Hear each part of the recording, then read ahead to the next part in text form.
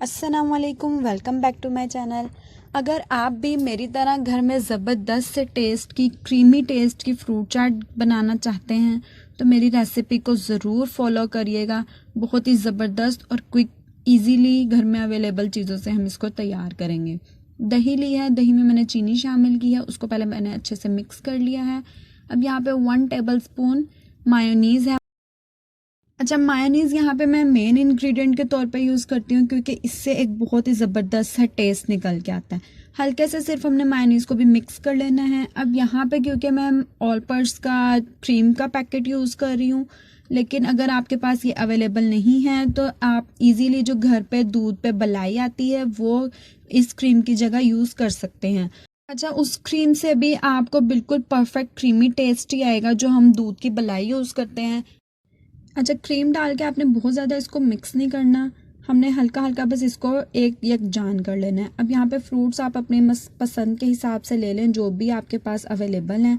यहाँ पे आप फ्रूट्स में कुछ इजाफा भी करना चाहते हैं तो वो भी आप डाल सकते हैं। मैंने यहाँ पे केले, सेब, अंगूर और अनार लिया है।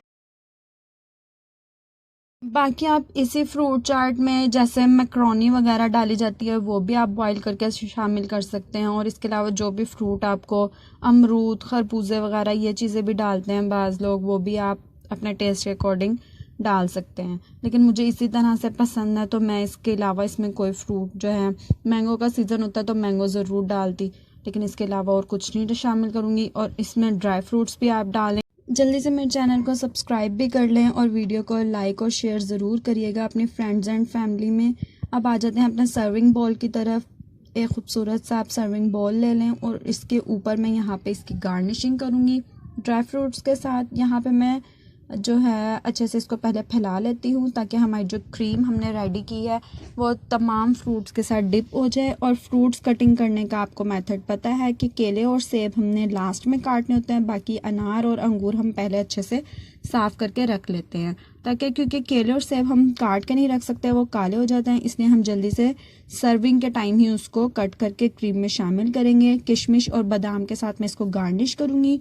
थोड़े से अनार भी मैंने बचा कर रखे हुए थे ताकि ऊपर से गार्निशिंग के टाइम में यूज़ करूँ, जिससे ये कि इस पर प्यारा सा रेड रेड कलर भी आ जाएगा।